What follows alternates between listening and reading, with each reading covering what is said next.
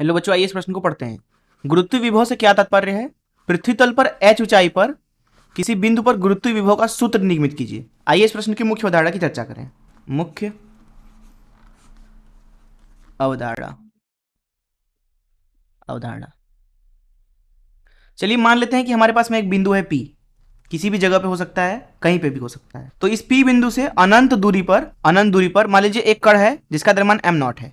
हम क्या करते हैं कि इसको उठा करके इस P बिंदु पे लाते हैं।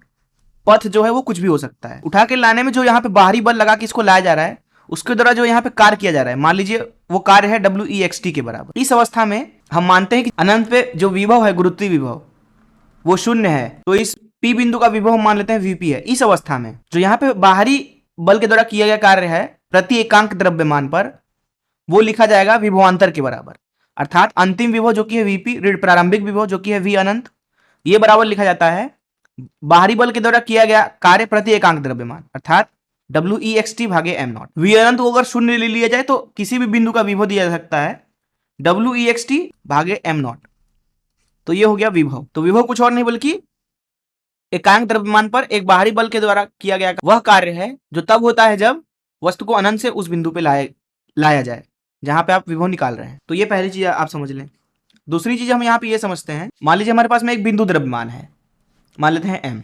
तो अगर इससे r दूरी पर हम विभव लिखना चाहें, r दूरी पर, तो उसका सूत्र होता है, मान लीजिए इस बिंदु पर जो विभव है वो VP है, तो VP लिखा जाएगा ऋण GM भागे r के बराबर। एक चीज और समझते हैं, मान लीजिए एक गोला है हमारे पास में कुछ इस तरीके से, ठोस गोला मान लेते हैं, द्रव्यमान m से बना हुआ है, त्रिज्या r का, तो ये इसका केंद्र मान लेते हैं।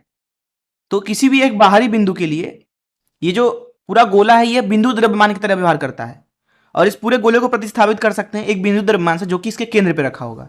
अर्थात यह तंत्र तुल्यांकी है इस तंत्र के। मान लीजिए यहाँ पे केंद्र से दूरी r है, तो ये वाली दूरी भी r है, और जो ये कण है इसका द्रव्यमान भी m है। तो यहाँ पे क्योंकि हमें पता है कि विभव लिखा जाएगा V बराबर ऋण GM भागे r, तो इसलिए ठोस गोले से उसके केंद्र से r दूरी पर हम लिख सकते हैं विभव का मान V बराबर ऋण GM भागे r।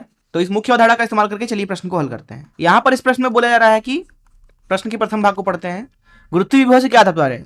तो हमने मुख्य अवधारणा में ही समझ लिया कि गुरुत्वीय विभव दरअसल बाहरी बल के द्वारा किया गया कार्य प्रति एकांक द्रव्यमान होता है। जिस भी बिंदु पे आप विभव निकालना चाहते हैं वहां पे आप क्या करिए, अनंत से एक इकाई द्रव्यमान उठा के लाके रख दीजिए, तो जो कार्य होगा वही उस बिंदु पे विभव कहलाएगा, गुरुत्वीय विभव।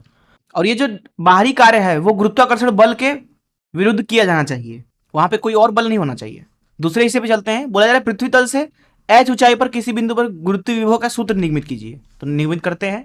मान लीजिए ये हमारी धरती है, अब जो हमारी पृथ्वी है उसको हम एक ठोस गोला मान सकते हैं।